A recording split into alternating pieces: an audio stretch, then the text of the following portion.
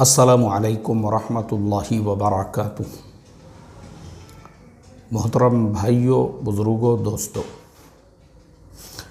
کسی بھی انسان کو حقیر سمجھنا اپنی آخرت برباد کرنا ہے۔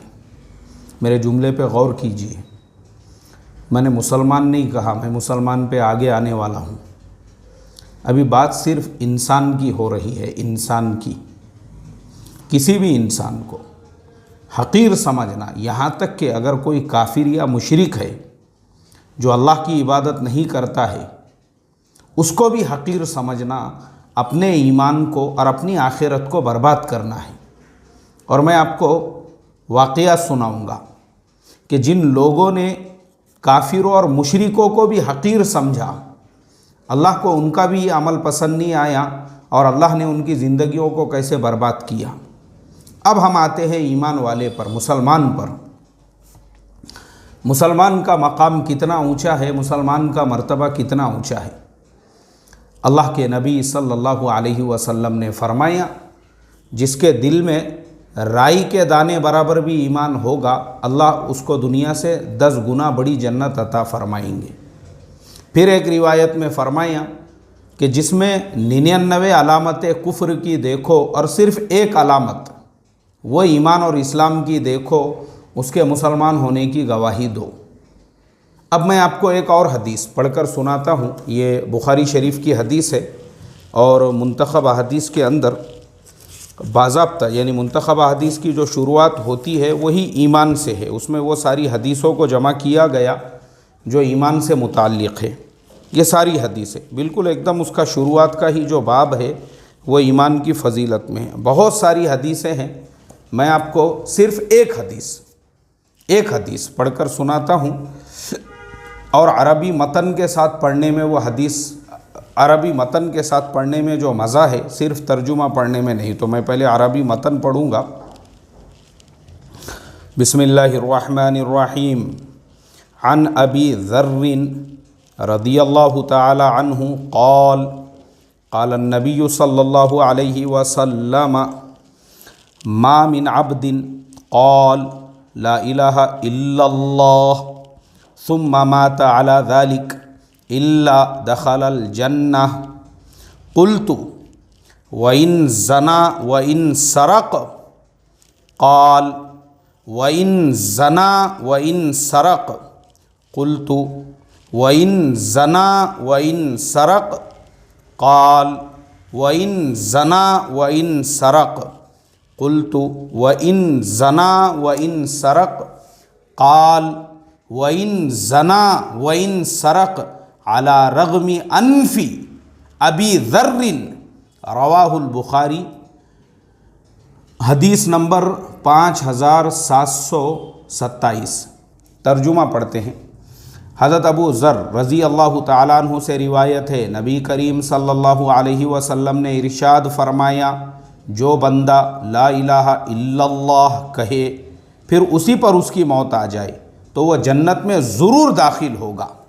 دیکھو یہ حدیث کیا فرمایا، جس نے لا الہ الا اللہ کہا۔ لا الہ الا اللہ کا مطلب میں اللہ کو اپنا خدا مانتا ہوں، اپنا پروردگار مانتا ہوں، اپنا معبود مانتا ہوں، بس میرے لیے میرا اللہ، میرا پروردگار اللہ ہی ہے، اور اللہ کے علاوہ میرا کوئی رب نہیں، کوئی پروردگار نہیں، اور میرا کوئی خدا نہیں۔ اگر وہ یہ کہے اور اسی پر اس کی موت آ جائے، یعنی وہ اپنے ایمان پہ جمع ہوا تھا، اس نے ایمان کو نہیں چھوڑا، تو وہ جنت میں ضرور داخل ہوگا۔ تو حضرت ابو ذر جو اس روایت کے راوی ہے، وہ کہتے ہیں کہ میں نے پوچھا، اے اللہ کے نبی، اگر اس نے زنا کیا ہو، اگرچہ اس نے چوری کی ہو، اللہ کے نبی نے ارشاد فرمایا، ہاں اگرچہ اس نے زنا کیا ہو، اگرچہ اس نے چوری کی ہو۔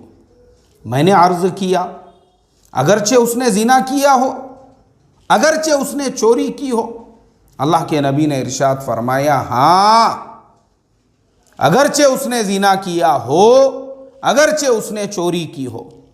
میں نے عرض کیا، اگرچہ اس نے زنا کیا ہو، اگرچہ اس نے چوری کی ہو؟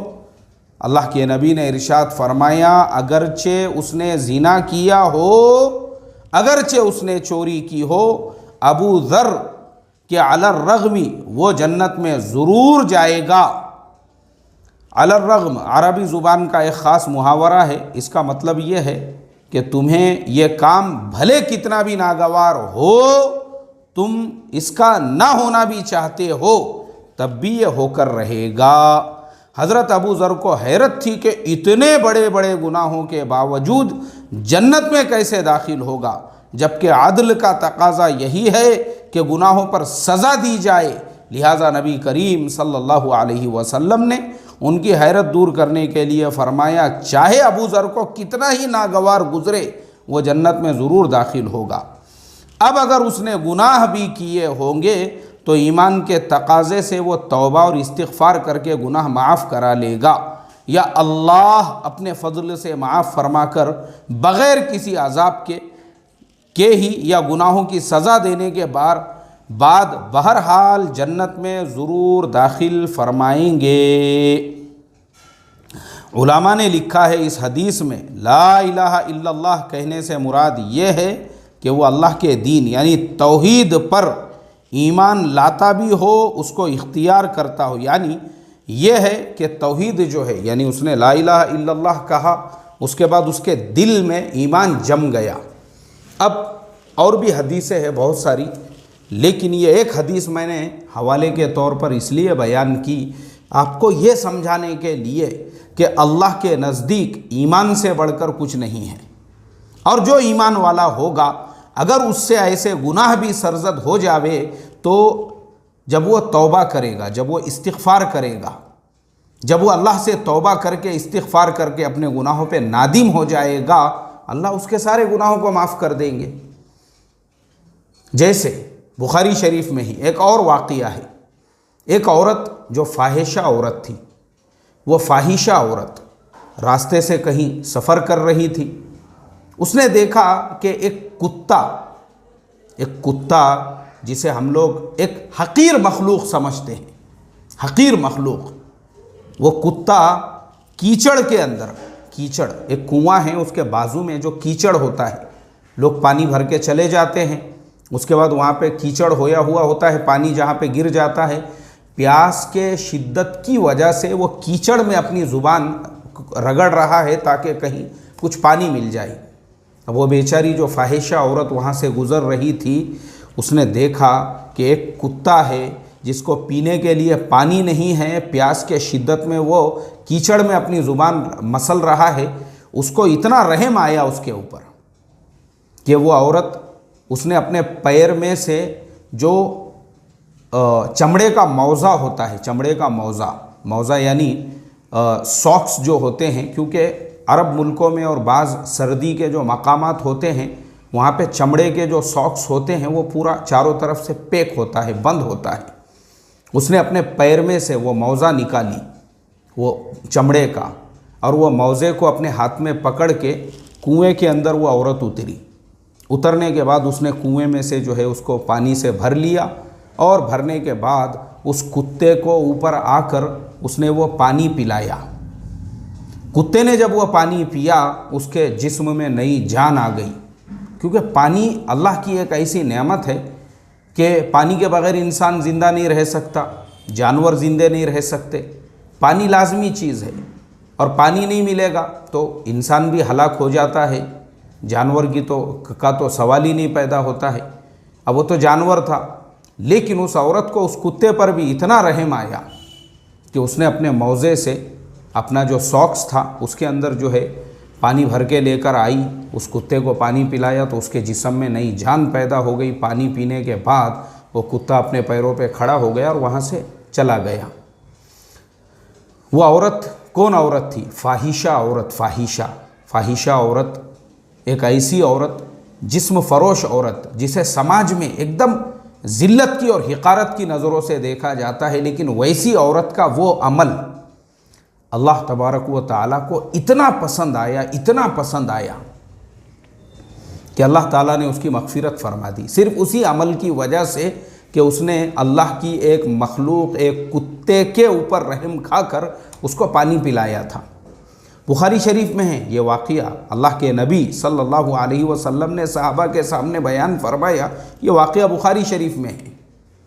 میرے محترم دوستو، اللہ کی ذات اتنی کریم ہے، اتنی رحیم ہے اپنے بندوں کے ساتھ کہ صرف ایمان ہے، ایمان وہ اللہ کو اللہ مانتا ہے، ہاں بھائی میرا اللہ میرا اللہ میرا اللہ ہے، بس اللہ کی ذات پہ اس کا ایمان ہے۔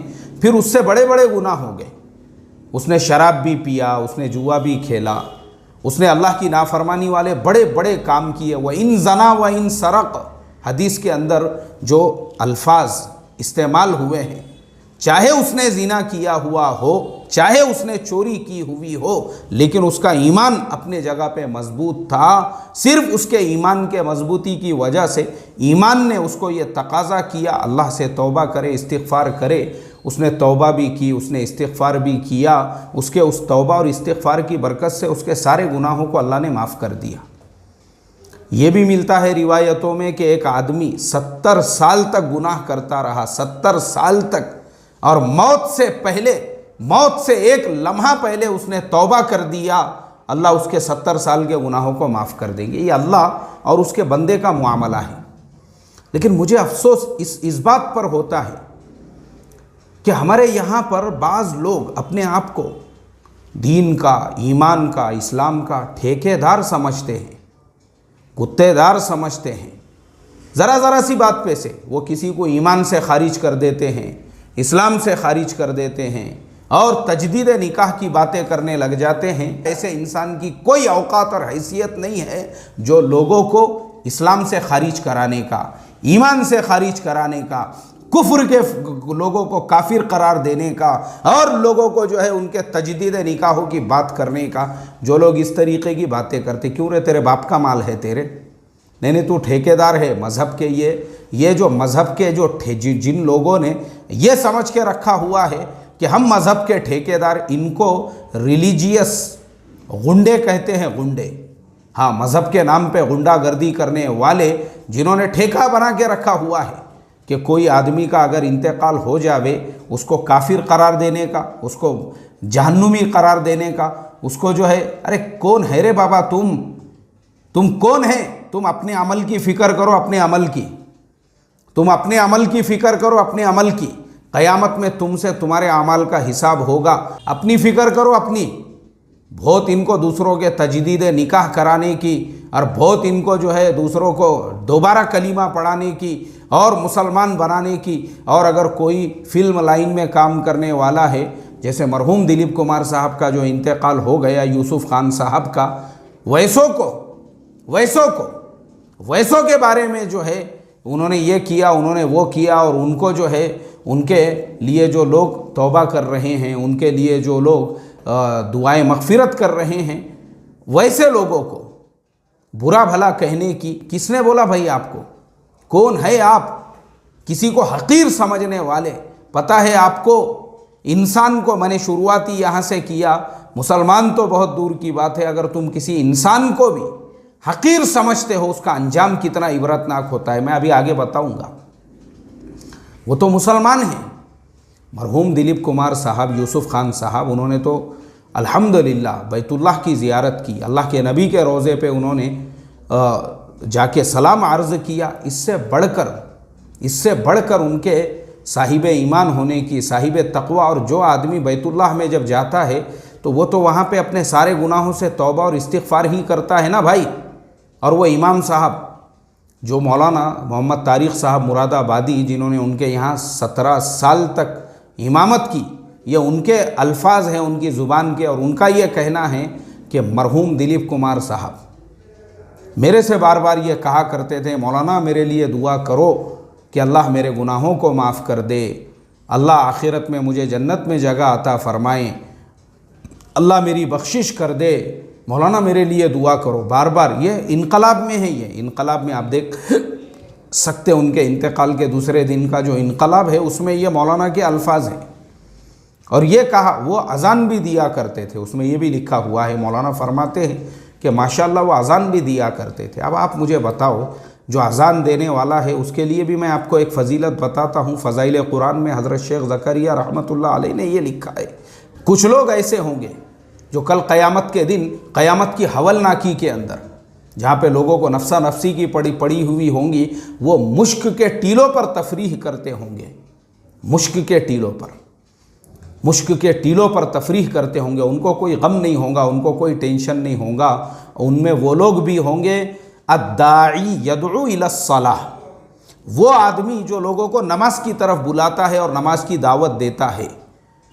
اس کی تشریح میں علماء نے لکھا ہے نماز کی دعوت دینے والا یعنی مؤذن، جو لوگوں کو نماز کے لیے بلاتا ہے، یہ اس کی فضیلت ہے کہ جو آدمی لوگوں کو نماز کی دعوت دے، کل قیامت کی ہولناکیوں میں وہ مشک کے ٹیلوں پہ تفریح کرے گا۔ اور مولانا اس بات کے شاہد اور گواہ ہے جو یہ کہتے ہیں کہ وہ اذان دیا کرتے تھے اور لوگوں کو نماز کی دعوت دیتے تھے اور نماز کی طرف بلاتے تھے۔ کیا یہ فضیلت کافی نہیں ہے؟ اللہ اکبر۔ میرے محترم دوستو، کسی بھی مسلمان میں دیکھو اس کی جو معصیت والی زندگی ہے، گناہوں والی زندگی ہے، وہ خود اس کا مکلف ہے، قیامت میں اس سے اس کا حساب ہوگا۔ ارے میں تو اللہ کی ذات سے اتنا زیادہ امیدوار ہوں کہ میں تو سلمان خان صاحب کو بھی کافر اور مشرک نہیں قرار دے سکتا ہوں، میں تو ان کے بارے میں بھی اتنا امیدوار ہوں کہ وہ بھی صاحب ایمان اور مسلمان ہیں۔ شاہ رخ خان صاحب جنہوں نے اپنے بیٹے کا نام ابراہیم رکھا، بات پہ جو انشاءاللہ اور ماشاءاللہ کہتے ہیں اور اللہ کے فضل اور اللہ کے کرم کی بات کرتے ہیں، ارے میں تو ان کو بھی کافر اور مشرک اور گنہگار نہیں سمجھتا ہوں۔ انہوں نے جو گناہ کیے اپنی زندگی میں وہ اس کے مکلف ہے، قیامت میں ان سے حساب ہوگا، یا مرنے سے پہلے اگر انہوں نے اپنی زبان سے توبہ اور استغفار کر لیا، بس ہو گئی، پڑ گئے ہم اپنے، یعنی ہم جو ہے جو ان کو گنہگار اور منافق اور مشرک قرار دینے والے تھے، گر گئے منہ کے بل۔ اللہ حفاظت فرمائے۔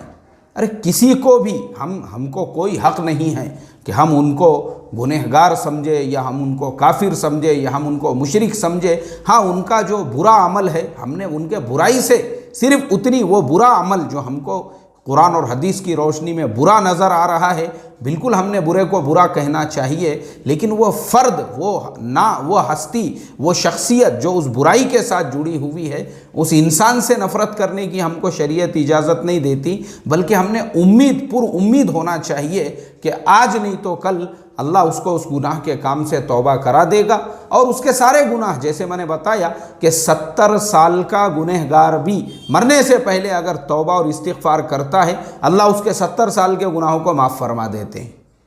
کیا رہ گیا ہمارے لیے بتاؤ؟ 70 سال کے گناہ، جو کچھ بھی کیا ہوگا اس نے، فلموں میں کام کیا ہوگا، ناچا ہوگا، گایا ہوگا، وَإِن زَنَا وَإِن سَرَقَ، چاہے اس نے زنا کیا ہوا ہو، چاہے اس نے چوری کی ہو، چاہے اس نے ڈاکہ ڈالا ہوا ہو، اگر اس نے توبہ اور استغفار کر لیا، اس نے اپنے مالک سے اپنے تعلق کو جوڑ دیا اور اپنے گناہوں کی معافی مانگ لیا، اس کے تو 70 سال کے گناہ معاف ہو گئے۔ کیا رہ گیا ان لوگوں کے لیے جو کفر کے فتوے دینے والے اور ایسے لوگوں کو جہنمی قرار دینے والے تھے؟ گر گئے منہ کے بل، کیونکہ شریعت تو تمہارے باپ کی تو ہے نہیں نا، شریعت تو اس اللہ کی ہے جس نے یہ کہا کہ مرنے سے پہلے بھی اگر وہ اپنے سارے گناہوں کو توبہ اور استغفار کر لیتا ہے اور معافی چاہتا ہے، میں تو اس کے سارے گناہوں کو معاف کر دوں گا۔ تو ہم اس حدیث کی روشنی میں سلمان خان صاحب کے لیے بھی پر امید ہے کہ اللہ ان کی بھی مغفرت فرمائے گا، اور شاہ رخ خان صاحب اور جتنے بھی مسلمان ہیں۔ ہم کون ہوتے ہیں؟ کسی کو جہنمی قرار دینے والے اور اس کو اسلام اور ایمان سے خارج کر کے تجدید نکاح کی باتیں کرنے والے۔ اس لیے میرے محترم دوستو، کسی کے بھی بارے میں کوئی آدمی کسی لائن سے جڑا ہوا ہے، ٹھیک ہے، آپ اس لائن سے نفرت کرو، اس چیز سے نفرت کرو، اس گناہ سے نفرت کرو، لیکن اس فرد کو جہنمی قرار دینے کا اور اس کو ایمان سے باہر کرنے کا کوئی حق نہیں ہے ہم کو۔ ایک بات یاد رکھو، کوئی حق نہیں ہے ہم کو۔ اللہ ہم کو سمجھ عطا فرمائے۔ اب میں آپ کو وہ واقعہ سناتا ہوں کہ خالی کافر اور مشرک کو بھی حقیر سمجھنے والوں کا اللہ نے کیا انجام کیا۔ یہ واقعہ علامہ عبد الرحمن ابن جوزی رحمۃ اللہ علیہ نے تلبیس ابلیس میں لکھا ہوا ہے، اور اس کے علاوہ میں نے حضرت تھانوی رحمۃ اللہ علیہ کی بھی ایک کتاب میں پڑھا ہوں۔ ایک صاحب، میں ان کا نام نہیں لوں گا، بہت بڑے اپنے وقت کے عالم تھے وہ اس زمانے کے اندر۔ اتنے بڑے عالم، اتنے بڑے بزرگ، ایک بڑی خانقاہ. آپ سوچو امام غزالی رحمۃ اللہ علیہ جن کے شاگردوں میں ہوا کرتے تھے، جن کی خانقاہ میں سر جھکا کے ان کا بیان سننے کے لیے بیٹھا کرتے تھے، جن سے علمی استفادہ اس وقت اس سرزمین پر ان سے بڑا کوئی عالم، کوئی بزرگ نہیں سمجھا جاتا تھا. ہجوم، ہزاروں شاگردوں کا ہجوم ان کے پیچھے چلا کرتا تھا. اب وہ ایک مرتبہ سفر میں نکلے، ہزاروں شاگرد ان کے پیچھے ہے، ہزاروں ان کے مرید ان کے ساتھ میں سفر کر رہے ہیں، اور چلتے چلتے ایک گاؤں سے ان کا گزر ہوا جہاں پہ ایک یہودی کی لڑکی وہ سور چرا رہی تھی. اب وہ سور چرانے والی وہ جو لڑکی تھی، اس لڑکی کے اوپر ان بزرگ کی نظر پڑ گئی. جیسے ہی اس کے اوپر نظر پڑی، یہ اس کے اوپر فریفتہ ہو گئے، عاشق ہو گئے، اپنے حواس ان کے گم ہو گئے. بس اس لڑکی کا نقشہ ان کے آنکھوں میں، ان کے دل، ان کے جگر میں ایسے اتر گیا کہ بولے بس کسی بھی حال میں مجھے اس لڑکی سے نکاح کرنا ہے. اب اس لڑکی کا باپ ایک یہودی اور لوگ ان کے جو شاگرد تھے وہ سمجھانے لگے. انہوں نے کہا حضرت اگر آپ حکم دے ہم اپنی بیٹیاں آپ کے حوالے کر دیں گے، آپ ان سے نکاح کیجئے، اس سے زیادہ خوبصورت ہماری بیٹی ہے. بولے نہیں، بس ختم، مجھے نکاح کرنا ہے تو بس اسی لڑکی سے. وہ لڑکی چل رہی ہے آگے آگے، اس کے سوروں کا جھنڈ اس کے پیچھے پیچھے، اور اس کے پیچھے جو ہے یہ شیخ اس کے پیچھے پیچھے چل رہے ہیں. پہنچے اس کے باپ کے گھر تک. اب شاگرد رو رہے ہیں، سارے شاگردوں میں ہجوم کہ کیا ہو گیا، حضرت کے اوپر ایسا کیا اثر پڑ گیا. اب وہ جو یہودی سردار تھا، شاگردوں نے روتے بلکتے ہوئے کہا کہ حضرت آپ کے بیٹی سے نکاح کرنا چاہتے ہیں. اس نے کہا دیکھو میں تو یہودی ہوں، مسلمان تو ہو نہیں سکتا، اور نہ ہی میری بیٹی مسلمان ہوں گی. ہاں ٹھیک ہے، اگر یہ نکاح کرنا چاہتے ہیں ان کو یہودی بننا پڑے گا. اب شاگردوں نے ایک دم زور سے بآواز بلند، ان کا جو رونے کی آواز تھی وہ اور بھی زیادہ دہاڑے مار مار کے رونے لگے. ایسا کیسے ہو سکتا ہے جس شیخ کی برکت سے ہزاروں مریدوں کو ہدایت ملی، لاکھوں گنہگاروں نے جن کے ہاتھ پر توبہ کی، وہ یہودی کیسے بن سکتے ہیں؟ شیخ نے کہا میں یہودی بننے کے لیے تیار ہوں، کیونکہ مجھے بس اس لڑکی سے نکاح کرنا ہے، میں ہر قربانی اس کے لیے دینے کو تیار ہوں. اب شاگردوں کا رو رو کر برا حال. شیخ اس لڑکی کے عشق اور محبت میں یہودی بن گئے، یہودی بن گئے. اور یہودی بننے کے بعد شیخ نے اپنے شاگردوں سے کہا بس میں ابھی فی الحال اپنے حال میں نہیں ہوں، تم لوگ چلے جاؤ یہاں سے مجھے چھوڑ کر. اب شاگرد واپس پہنچے، شاگردوں کا رو رو کر خانقاہ میں برا حال. شاگرد رو رہے ہیں، بلک رہے ہیں، شیخ کی ہدایت کے لیے دعا کر رہے ہیں. آپ مجھے بتاؤ، میں اس شیخ کی بات کر رہا ہوں امام غزالی رحمۃ اللہ علیہ جن کے شاگردوں میں شمار تھے. اور پھر ایک وقت آیا ایسا کہ ایک عرصہ گزرنے کے بعد شاگرد جو تھے انہوں نے خوب رو کر دعائیں کرنے کے بعد شاگردوں نے طے کیا کہ چلو ہم شیخ کی زیارت کے لیے جاتے ہیں، دیکھتے ہیں شیخ کا حال کیا ہے. اب شاگردوں کی ایک جماعت پہنچی شیخ کے حالات کی خبر لینے کے لیے. تو شاگردوں نے دیکھا کہ شیخ ایک جگہ پہ سور چرا رہے ہیں، اور شیخ کے آنگ پہ ویسا ہی کمبل ہے جیسے یہودیوں کے بدن پر ہوتا ہے، اور شیخ نے وہی دھاگا باندھا ہوا ہے، اور جو جسے زنار کہتے ہیں یہودی لوگ اس دھاگے کو باندھتے ہیں، وہی دھاگا شیخ نے بھی باندھا ہوا ہے. بالکل یہودی وضاقتہ کے اندر شیخ ایک جگہ پہ کھڑے رہ کے سوروں کو چرا رہے ہیں. جیسے ہی شاگردوں نے دیکھا، شاگردوں کا رو رو کر برا حال ہو گیا. شاگردوں نے زاروں قطار رونا شروع کر دیا اور کہنے لگے اے اللہ ہمارے شیخ کو دوبارہ سے ہدایت عطا کر دے، دوبارہ سے ایمان کی دولت سے مالا مال کر دے. سارے شاگرد رو رو کر زاروں قطار اس ریگستان کے اندر دہاڑے مار مار کے رونے لگے. اب پھر شاگرد آگے بڑھے.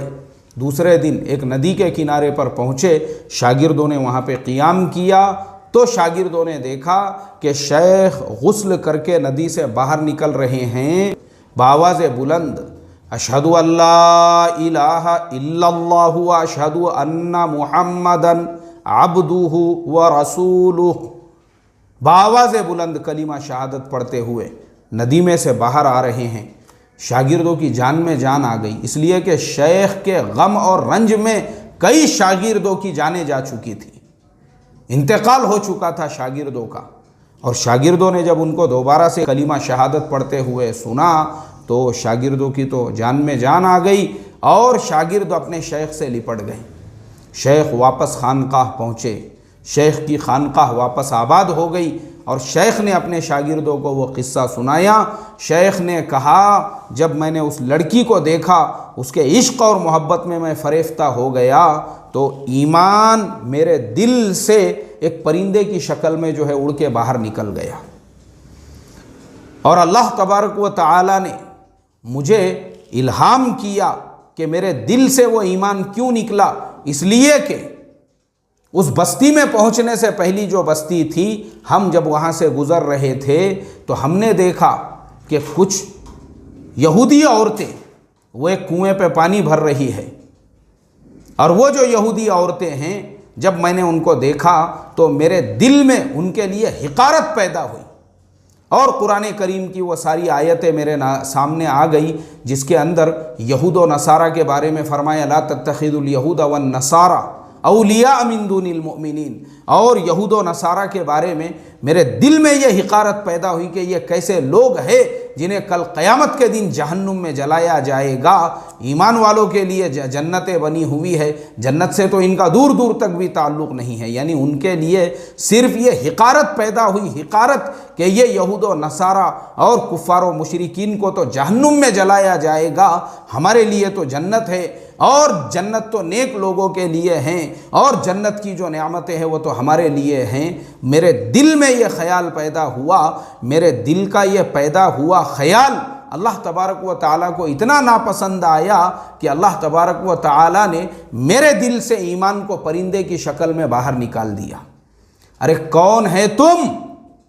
نیکی پر گھمنڈ کرنے والے، ایمان پر گھمنڈ کرنے والے، جبے کی استری پہ گھمنڈ کرنے والے، کون دیا تم کو یہ اللہ نے تم کو دیا ہے، اللہ نے، اور جب وہ چاہے وہ تمہارے دل سے اس ایمان کو نکال بھی سکتا ہے اور لے بھی سکتا ہے، اور وہی یہود و نصارہ کے جیسا تمہارا حال کر سکتا ہے، اور تم کو بھی سور چرانے پہ مجبور کر سکتا ہے، اور تم کو بھی سور چرانے لگا سکتا ہے، کیونکہ ایمان کا مالک تو اللہ ہے۔ اِنَّكَ لَا تَهْدِي مَنْ أَحْبَبْتَ وَلَكِنَّ اللَّهَ يَهْدِي مَن يَشَاءُ۔